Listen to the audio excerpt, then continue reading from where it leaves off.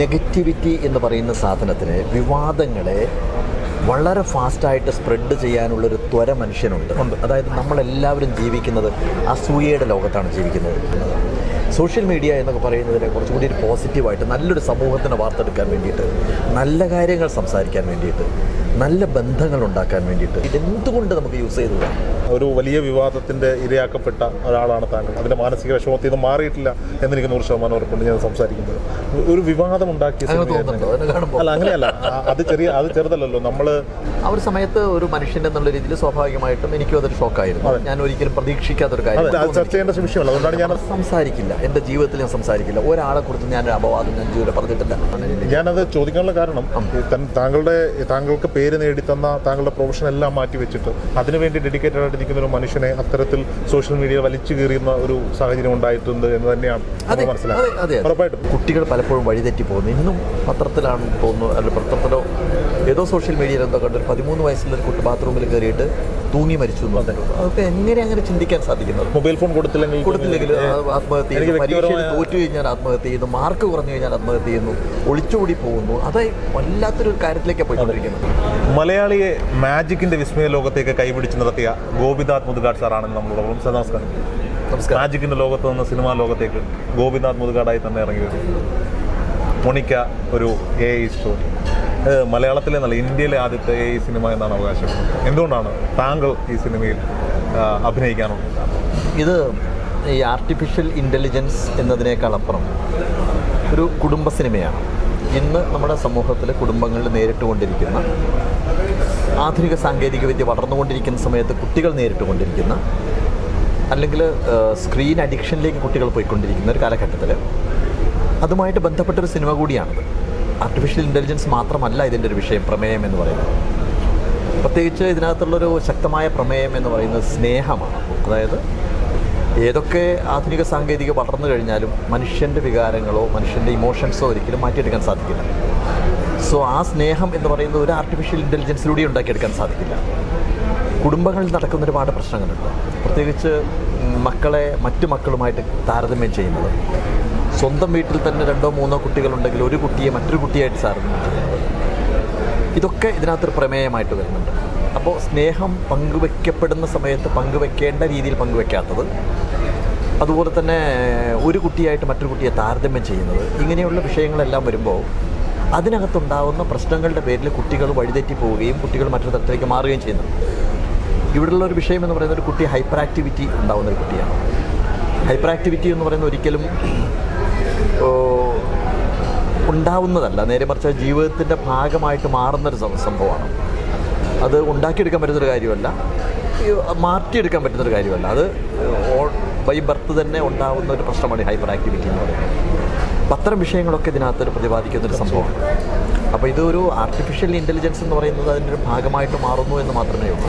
ഈ ഗോപിനാഥ് മുതുകാട് എന്ന് പറയുന്ന മജീഷ്യൻ്റെ ഒരു കരിയർ എടുത്തു കഴിഞ്ഞാൽ മാജിക്കിലൂടെ TV ഷോകളിലൂടെയും സ്റ്റേജിലൊക്കെ ഞങ്ങളെയൊക്കെ ഞെട്ടിച്ചിട്ടുള്ള മനുഷ്യൻ പിന്നീട് TV ഷോകളിൽ ജഡ്ജായി വരുന്നു, പ്രോഗ്രാമുകൾ അവതരിപ്പിക്കുന്നു, മോട്ടിവേഷൻ സ്പീക്കറാണ്. പിന്നീട് ജീവിതം മുഴുവൻ ഇതെല്ലാം മാറ്റിവെച്ചിട്ട് സ്പെഷ്യൽ ചൈൽഡിൻ്റെ ഒരു ഉന്നമനത്തിന് വേണ്ടി സ്ഥാപനം തുടങ്ങിയിട്ട് അങ്ങോട്ടേക്ക് പോകുന്നു, മാജിക് അക്കാഡമി തുടങ്ങുന്നു. അങ്ങനെ താങ്കളിങ്ങനെ ഒരു സഞ്ചരിച്ച താങ്കളുടെ ഒരു ഗ്രാഫുണ്ട്. അത് ഇവിടെ ഇപ്പോൾ ഒരു സിനിമയിലെത്തി നിൽക്കുകയാണ്. അതും മജീഷ്യൻ മുതുകാടായി തന്നെ ഈ സിനിമയിലേക്ക് വരികയാണ്. അപ്പോൾ എന്തുകൊണ്ടായിരിക്കും താങ്കൾ ഈ ഒരു സിനിമ ഇത് താങ്കളിലേക്ക് വന്നപ്പോൾ ഇത് ഞാൻ ചെയ്യാം എന്ന് തീരുമാനിച്ച പോയിന്റ്? ഒന്ന്, ഇതിൻ്റെ പ്രൊഡ്യൂസർ മൻസൂർ പള്ളൂർ, അദ്ദേഹമായിട്ടുള്ളൊരു സുഹൃത്ത് ബന്ധം. 2 EM അഷ്റഫാണ് ഇതിൻ്റെ ഒരു സംവിധായകൻ, അദ്ദേഹമായിട്ടുള്ള സുഹൃത്ത് ബന്ധം. വിഷയം എന്ന് പറയുന്നത് ഒരു ഹൈപ്പർ ആക്റ്റീവായിട്ടുള്ള കുട്ടിയെ മോട്ടിവേഷനിലൂടെ ആ കുട്ടിയെ മാറ്റിയെടുക്കണം എന്നുള്ള ഒരു കാര്യം. ഇതെല്ലാം എനിക്ക് മാച്ചായിട്ടുള്ള കാര്യമാണെന്ന് തോന്നി. പിന്നെ ഞാനൊരിക്കലും ഒരു സിനിമ രംഗത്തേക്ക് വരാൻ ആഗ്രഹിക്കുന്നില്ല. സിനിമയിലേക്ക് വരുന്ന ഒരാളും അല്ല ഞാൻ. ഇനിയും അങ്ങനത്തെ ഒരു ഭാവിയൊന്നും ഞാനൊന്നും ആലോചിക്കുന്നേ ഇല്ല. എൻ്റെ ജീവിതം അതല്ല. പക്ഷേ ഇതിനകത്ത് ഒരു വിഷയമുണ്ട്. ഇതിനകത്തുള്ള വിഷയം എന്ന് പറയുന്നത് ഇങ്ങനെ ഹൈപ്പർ ആക്ടിവിറ്റി വരുന്ന ഒരു കുട്ടിയെ നമുക്ക് സ്നേഹം കൊടുത്ത് എങ്ങനെ മാറ്റിയെടുക്കാം എന്ന് പറയുന്ന ഒരു പരീക്ഷണം നടത്തിക്കൊണ്ടിരിക്കുന്ന ഒരവസ്ഥയിലാണ് ഇതുമായിട്ട് ബന്ധപ്പെട്ട കാര്യം പറയുന്നത്. അപ്പോൾ എനിക്ക് തോന്നി ഞാനായിട്ട് തന്നെ ഇതിനകത്ത് വരുന്നതിന് ദോഷമില്ല. കാരണം അത് സമൂഹത്തിന് കൊടുക്കേണ്ട ഒരു മെസ്സേജ് ആണെന്ന് തോന്നിയതിൻ്റെ ഭാഗമായിട്ട് വന്നു എന്ന് മാത്രമേ ഉള്ളൂ. അല്ലാതെ സിനിമ തിയേറ്ററിൽ പോയി കാണുന്ന ആളുകൾ, ഇപ്പം ഫാമിലി ഓഡിയൻസിനെയാണല്ലോ കൂടുതലായി നിങ്ങൾ സിനിമ ടാർഗറ്റ് ചെയ്യുന്നത്. അപ്പം കുട്ടികളുള്ള രക്ഷകർത്താക്കൾ ഈ സിനിമ കാണാൻ തിയേറ്ററിലെത്തിയ എത്തിയാൽ എന്തായിരിക്കും അവർക്ക് ഈ സിനിമ സംഭവിക്കുന്നത്? അതാണ് ഞാൻ പറഞ്ഞത്. അതാണ് ഞാൻ ആദ്യമേ പറഞ്ഞത്. സ്നേഹം എന്ന് പറയുന്ന ഒരു പ്രതിഭാസം നമ്മുടെ വീടുകളിൽ ഇപ്പോൾ നഷ്ടപ്പെട്ടുകൊണ്ടിരിക്കുന്ന ഒരുപാട് കാര്യങ്ങളുണ്ട്. പ്രത്യേകിച്ച് ഈ മൊബൈൽ ഫോൺ കടന്നു വന്നതോട് കൂടിയിട്ട് സംഭവിച്ച ഒരുപാട് കാര്യങ്ങളുണ്ട്. ഇതൊക്കെ ഇതിൻ്റെ അകത്തൊരു പ്രമേയമാണ്, ഇതിനകത്തുള്ളൊരു പ്രമേയമായിട്ട് വരുന്നത്. രണ്ടാമത് നമുക്ക് നിർവചിക്കാൻ പറ്റാത്ത, അതായത് ഇന്ന് എന്തുകൊണ്ടാണ് ഇത്തരം ഒരുപാട് പ്രശ്നങ്ങൾ വീടുകളിൽ ഉണ്ടായിക്കൊണ്ടിരിക്കുന്നത്? കുട്ടികൾ പലപ്പോഴും വഴിതെറ്റി പോകുന്നു. ഇന്നും പത്രത്തിലാണ് തോന്നുന്നു, അല്ലെങ്കിൽ പത്രത്തിലോ ഏതോ സോഷ്യൽ മീഡിയയിലോ എന്തോ കണ്ടൊരു 13 വയസ്സുള്ളൊരു കുട്ടി ബാത്റൂമിൽ കയറിയിട്ട് തൂങ്ങി മരിച്ചു എന്ന് പറഞ്ഞു. അതൊക്കെ എങ്ങനെ അങ്ങനെ ചിന്തിക്കാൻ സാധിക്കുന്നത്? മൊബൈൽ ഫോൺ കൊടുത്തില്ലെങ്കിൽ ആത്മഹത്യ ചെയ്യുന്നു, പരീക്ഷയിൽ തോറ്റു കഴിഞ്ഞാൽ ആത്മഹത്യ ചെയ്യുന്നു, മാർക്ക് കുറഞ്ഞു കഴിഞ്ഞാൽ ആത്മഹത്യ ചെയ്യുന്നു, ഒളിച്ചോടി പോകുന്നു. അത് വല്ലാത്തൊരു കാര്യത്തിലേക്കാണ് പോയിക്കൊണ്ടിരിക്കുന്നത്. ഇവിടെ എല്ലാം സംഭവിച്ചുകൊണ്ടിരിക്കുന്ന കാര്യം, പണ്ടൊരു സൂഫി ഗുരുവിനോട് ചോദിച്ചില്ലേ, സ്നേഹത്തിനെക്കുറിച്ച് നിർവചിക്കാൻ വേണ്ടി പറഞ്ഞ സമയത്ത് അദ്ദേഹം പറഞ്ഞൊരു വാക്കുണ്ട്, സൂക്ഷ്മ സ്ഥൂലങ്ങൾക്കപ്പുറമാണ് സ്നേഹം, ഒരു വിശ്വവിജ്ഞാനകോശത്തിലും പ്രതിപാദിക്കാനാവാത്ത പ്രതിഭാസമാണ് പ്രേമം, സ്നേഹം എന്ന് പറയുന്നത്. ആ സ്നേഹം ഒരു ഇന്ദ്രജാലമാണെന്ന് പറയുന്നുണ്ട്. അപ്പോൾ ആ ഇന്ദ്രജാലമാണ് ശരിക്കും നമ്മൾ കുട്ടികളിലേക്ക് സംവദിപ്പിച്ചു കൊടുക്കേണ്ടത്. ആ കൊടുക്കാത്തൊരവസ്ഥ കൊണ്ട് സമൂഹത്തിനുണ്ടാകുന്ന പ്രശ്നങ്ങളെക്കുറിച്ചും പ്രതിപാദിക്കുന്ന സിനിമയായതുകൊണ്ടാണ് ഞാനിതിനകത്തൊരു ഭാഗമായിട്ട്. പക്ഷേ ഞാൻ ചോദിക്കട്ടെ, ഇപ്പം ഒരു കച്ചവട സിനിമയുടെ കാലഘട്ടമാണ് ഇത്. കച്ചവട സിനിമ അല്ല എന്നല്ല ഞാൻ പറയുന്നത്. ഇതിനകത്തൊരു ഉറപ്പായും ഒരു ബിസിനസ് ഉണ്ടാകും, അല്ലെങ്കിൽ ഇത്രയും രൂപ മുടക്കി അങ്ങനെ ഒരു സിനിമ നല്ല ആർട്ടിസ്റ്റുകളൊക്കെ കൊണ്ടുവന്ന് ചെയ്യുക. അപ്പോൾ ഈ കച്ചവട സിനിമകൾ ആഘോഷിക്കപ്പെടുന്ന ഒരു കാലം, മലയാള സിനിമ അതിൻ്റെ ഏറ്റവും നല്ല കാലഘട്ടത്തിലൂടെ കടന്നു പോകുന്നതിന്.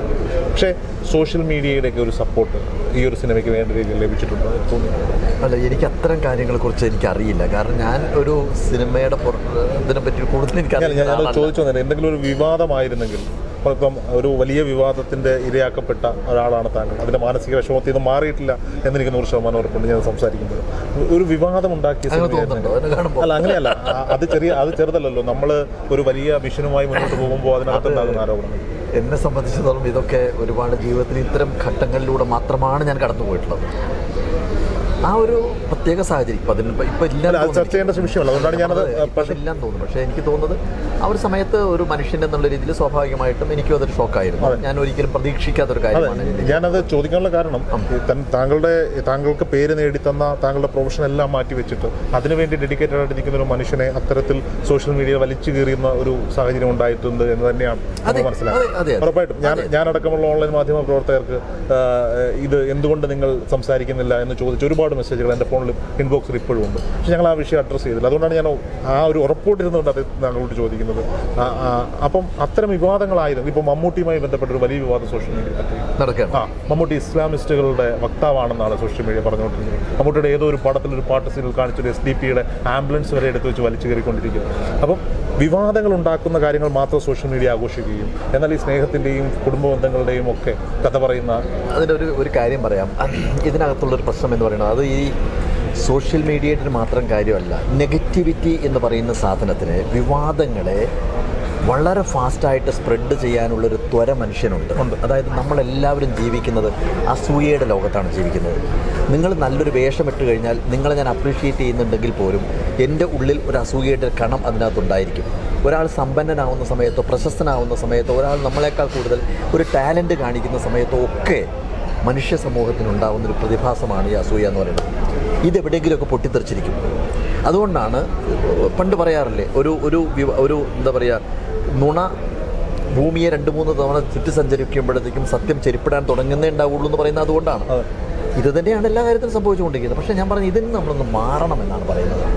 സോഷ്യൽ മീഡിയ എന്നൊക്കെ പറയുന്നതിനെ കുറച്ചുകൂടി ഒരു പോസിറ്റീവായിട്ട് നല്ലൊരു സമൂഹത്തിനെ വാർത്തെടുക്കാൻ വേണ്ടിയിട്ട്, നല്ല കാര്യങ്ങൾ സംസാരിക്കാൻ വേണ്ടിയിട്ട്, നല്ല ബന്ധങ്ങൾ ഉണ്ടാക്കാൻ വേണ്ടിയിട്ട്, സ്നേഹമെന്ന് പറയുന്ന ഇത്രമാത്രം എന്താ പറയുക സുതാര്യമായ, ഇത്രമാത്രം പൂ പോലെ മനോഹരമായ ആ സ്നേഹത്തിനെ ചേർത്ത് പിടിക്കാൻ വേണ്ടിയിട്ട് എന്തുകൊണ്ട് നമുക്ക് യൂസ് ചെയ്തുകൂടാ?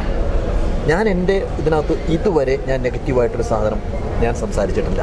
ഞാൻ ശ്രദ്ധിച്ചിരുന്നു വിവാദങ്ങൾ നടക്കുമ്പോഴും താങ്കളുടെ ഫേസ്ബുക്ക് പേജ് നിറയെ പോസിറ്റീവ് കാര്യങ്ങൾ മാത്രം. ഞാൻ ഇതുവരെ ഞാൻ സംസാരിക്കില്ല, എൻ്റെ ജീവിതത്തിൽ ഞാൻ സംസാരിക്കില്ല. ഒരാളെക്കുറിച്ച് ഞാനൊരു അപവാദം ഞാൻ ഇതുവരെ പറഞ്ഞിട്ടില്ല. ഈ പ്രശ്നങ്ങളൊക്കെ ഉണ്ടാക്കിയ ആളുകളുടെ കാര്യത്തിൽ ബാക്കിൽ എന്താണ് നടന്നതെന്ന് എനിക്കറിയാം. ഇതിനകത്തുണ്ടായിട്ടുള്ള പ്രശ്നങ്ങൾ എനിക്കറിയാം. ഇതിനകത്തുണ്ടായിട്ടുള്ള ഗ്രൂപ്പായിട്ടുള്ള വർക്കുകളെ പറ്റി പറയാം. പ്ലാൻഡ് ആയിട്ടുള്ള ഒരു അറ്റാക്കായിരുന്നു എനിക്കറിയാം. ഞാൻ ആർക്കെതിരെ ഇതുവരെയൊന്നും പറഞ്ഞിട്ടില്ലല്ലോ, പറയില്ല. ഞാനത് മനഃപൂർവ്വമായി ഈ പോയിന്റിലേക്ക് വലിച്ചഴിച്ചത് എന്തുകൊണ്ടാണെന്ന് ചോദിച്ചാൽ, ഇല്ലെങ്കിൽ താങ്കളുടെ സിനിമയെ മാത്രം പ്രൊമോട്ട് ചെയ്യുന്നൊരു ഇൻ്റർവ്യൂ ആണെങ്കിൽ ഇതിനടിയിൽ വരാൻ പോകുന്ന കമൻറ്റ്, അയാൾ ഇതെല്ലാം മറയ്ക്കാൻ വേണ്ടി സിനിമയിൽ അഭിനയിക്കാൻ വന്നു ഗോപിനാഥ്. എനിക്ക് ഞാൻ പറഞ്ഞത് എന്നെ പറ്റി ഇനി എന്ത് പറഞ്ഞാലും, കാരണം ഞാൻ നോക്കുന്നത് എൻ്റെ ഉള്ളിലേക്കാണ്. ഞാൻ അസത്യമായിട്ട് എന്തെങ്കിലും ചെയ്തിട്ടുണ്ടോ? ഇതാണ് ഞാൻ അന്വേഷിക്കേണ്ടത്. എൻ്റെ മനസാക്ഷിയാണ് എനിക്ക് ഏറ്റവും പ്രധാനം. പണ്ടൊരിക്കൽ ഞാൻ പറയാം, ഞാൻ ജീവിതത്തിൽ ഇതുവരെ മദ്യം കഴിച്ചിട്ടില്ല, ഞാൻ തൊട്ടിട്ടില്ല. പണ്ടൊരിക്കൽ മാൽഡീവ്സിലാണെന്ന് തോന്നുന്നു ഒരു പ്രോഗ്രാമിന് പോയ സമയത്ത് ഒരു ഫാമിലിയിൽ പോയപ്പോൾ എന്നോട് അവർ പറഞ്ഞു, സാർ വൈൻ കഴിക്കുമെന്ന് ചോദിച്ചു. അപ്പോൾ ഞാൻ പറഞ്ഞു ഞാൻ ഇതുവരെ തൊട്ടിട്ടില്ല. പള്ളി എന്നോട് പറഞ്ഞു, സാറേ ഇവിടുന്ന് കഴിച്ചാൽ നമ്മൾ രണ്ടുപേരും മാത്രമേ അറിയൂ എന്ന് പറഞ്ഞു. ഞാൻ പറഞ്ഞു ഒരാൾ കൂടി അറിയും, എൻ്റെ മനസാക്ഷിയാണ്. എനിക്ക് കുഞ്ഞുങ്ങളുടെ മുഖത്ത് നോക്കിയിട്ട് ഞാൻ എൻ്റെ ജീവിതത്തിൽ ഇതുവരെ മദ്യം തൊട്ടിട്ടില്ല എന്ന് സത്യസന്ധമായിട്ട് പറയാൻ എനിക്ക് പറ്റില്ല. അതുകൊണ്ട് എനിക്കറിയാം ഞാൻ ഏത് വഴിയിലൂടെയാണ്. ഞാൻ എൻ്റെ വീട് വിറ്റു, എൻ്റെ സകല സമ്പാദ്യം ഇതൊക്കെ ഇതിനകത്തേക്ക് കൊടുക്കുമ്പോഴൊക്കെ ഇതൊക്കെ ഞാൻ ചെയ്തത് എനിക്ക് വ്യക്തമായിട്ടുള്ള ബോധ്യമുണ്ട്. ഞാൻ അല്പമെങ്കിലും വേദനിച്ചിട്ടുണ്ടെങ്കിൽ അതിൻ്റെ റീസൺ എന്ന് പറയുന്നത് ഇത്രമാത്രം ഇതിന് വേണ്ടിയിട്ട് ഡെഡിക്കേറ്റ് ചെയ്ത് എൻ്റെ പ്രൊഫഷൻ വരെ ഞാൻ വിട്ട് കളഞ്ഞിട്ട് ഇങ്ങനെ ഒരു ഇതിലേക്ക് പോയല്ലോ എന്നൊരു നിമിഷം ഞാൻ ചിന്തിച്ചു പോയി. പിന്നെ വിചാരിച്ചു ഇതൊക്കെ ലോകം തിരുത്തും. കാരണം എനിക്ക് ചെയ്യാനുള്ള ഒരുപാട് കാര്യങ്ങൾ ചെയ്തു തീർക്കാനുണ്ട്. ചെയ്തു തീർക്കുന്നതോടുകൂടി ലോകം തിരുത്തിയേ പറ്റും, ഉറപ്പാണ്. അപ്പം ഈ സിനിമ ആളുകൾ ചിന്തിക്കുന്നത് പോലെ, അല്ലെങ്കിൽ ഞാൻ ഇവിടെ വരുന്ന ഈ സിനിമയുടെ കഥ അല്ലെങ്കിൽ അതിൻ്റെ ഒരു കഥാതന്ത്രം കേൾക്കുന്നത് വരെ ഞാൻ ചിന്തിച്ചിരുന്ന പോലെ ഒരു സിനിമയിൽ അഭിനയിക്കണമെന്ന ആഗ്രഹം കൊണ്ട് ഗോപിനാഥ് മുതുകാട് ഒരിക്കലുമല്ല. ഞാൻ ഇതിന് മുമ്പ് അങ്ങയുടെ പാതയിലേക്ക് എനിക്ക് ഓഫർ വന്നിട്ടുണ്ട്, വിളിച്ചിട്ടുണ്ട്, പക്ഷെ ഞാൻ ഒരിക്കലും പോയിട്ടില്ല. പക്ഷേ ഇത് എന്തുകൊണ്ടെന്ന് വെച്ച് കഴിഞ്ഞാൽ ഇത് ഈ ഒരു വിഷയം ചർച്ച ചെയ്യപ്പെടേണ്ട ഒരു വിഷയമാണ്. ഒരു ഹൈപ്പർ ആക്റ്റീവ് ആയിട്ടുള്ളൊരു കുട്ടി എങ്ങനെ ഉണ്ടാവുന്നു എന്ന് പറയുന്നൊരു വിഷയം. ഒരു വീട്ടിൽ നിന്ന് 2 കുട്ടികളുണ്ടെങ്കിൽ ഒരു കുട്ടിക്ക് അമിതമായിട്ടുള്ള സ്നേഹം വാരിക്കോരി കൊടുക്കുന്ന സമയത്ത് മറ്റേ കുട്ടി എങ്ങനെ പ്രതികരിക്കുന്നുള്ള പ്രശ്നം, ആ കുട്ടിയെ ചേർത്ത് പിടിക്കാൻ സമൂഹം തയ്യാറായില്ല എന്നുണ്ടെങ്കിൽ കുട്ടി വഴിതെറ്റിപ്പോകുന്ന പ്രശ്നങ്ങൾ, ഇതൊക്കെ ഉണ്ട്. ആ വിഷയങ്ങൾ നമ്മൾ അഡ്രസ്സ് ചെയ്യേണ്ട ഒരു വിഷയമാണ്. അവിടെ ഇപ്പം ഞാൻ അവിടെ ചെയ്തുകൊണ്ടിരിക്കുന്ന കാര്യങ്ങളെ പോലെ തന്നെ ഇത്തരം കുട്ടികളെ നമ്മൾ സ്നേഹത്തിലൂടെ ചേർത്ത് പിടിച്ചു കഴിഞ്ഞാൽ ആ കുട്ടികൾ കുറേ മോട്ടിവേറ്റഡ് ആവും. ഇപ്പോൾ പീയൂഷിനെ നമുക്ക് മലയാളിക്കൊക്കെ പരിചയമാണ്. നമ്മുടെ ഇതിൽ അഭിനയിച്ചിരിക്കുന്ന കുട്ടിയുണ്ട്.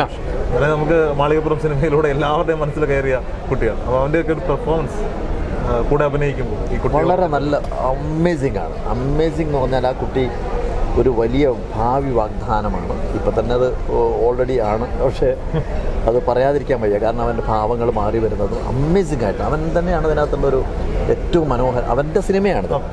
ആദ്യം മുതൽ അവസാനം വരെ അവൻ തന്നെയാണ് ഇതിനകത്തുള്ളത്. നല്ലതാണ്. ഓക്കെ, അവസാനമായിട്ടൊരു ചോദ്യം കൂടി ചോദിച്ചത്, പൈസ കൊടുത്ത് ടിക്കറ്റ് എടുത്ത് തിയേറ്ററിലേക്ക് എത്തുന്ന കുടുംബ പ്രേക്ഷകർ ഗോപിനാഥ് മുതുകാട് ഈ സിനിമയെ സംബന്ധിച്ച് കൊടുക്കുന്നുണ്ട് ഉറപ്പെന്താണ്? അയ്യോ, അത് എനിക്ക് പറയാൻ പറ്റില്ല. കാരണം എനിക്കതിനെപ്പറ്റി ഒന്നും അങ്ങനെ ഞാൻ പറയാൻ ആളല്ല. എനിക്കതിനെപ്പറ്റി സിനിമയെക്കുറിച്ച് വിലയിരുത്താനോ സിനിമയെക്കുറിച്ച് പറയാനോ എനിക്കതിനെപ്പറ്റി അറിയില്ല. അപ്പോൾ ഞാനൊരു മാജിക് ഷോ ആണെങ്കിൽ ഞാൻ ഡെഫിനറ്റായിട്ടും പറയുമായിരുന്നു. എന്തായാലും കുടുംബ പ്രേക്ഷകർ കണ്ടിരിക്കേണ്ട കുട്ടികളുള്ളതൊക്കെ അതാണ് പറയാനുള്ളത്. ഇതിനകത്തുള്ള മെസ്സേജ് എന്ന് പറയുന്നത് വീട്ടിൽ അമ്മമാരും അച്ഛന്മാരും കണ്ടിരിക്കേണ്ടതാണ്. അത് തീർച്ചയായിട്ടും അത് തന്നെയാണ്, സംശയമില്ല. എന്തായാലും സിനിമ വിജയിക്കട്ടെ. അങ്ങയുടെ കർമ്മമേഖലയിലും കൂടുതൽ ഉയരങ്ങളിലേക്ക് എത്താന്നുള്ളതല്ല, പ്രശ്നങ്ങളില്ലാതെ സന്തോഷത്തോടെ സമാധാനത്തോടെ പോകാൻ സാധിക്കും. അതൊരിക്കലും നടക്കില്ല. പ്രശ്നങ്ങൾ ഉണ്ടായിക്കൊണ്ടേ പോകാൻ പറ്റും. മനുഷ്യനാണല്ലോ. ആയിക്കോട്ടെ. Thank you.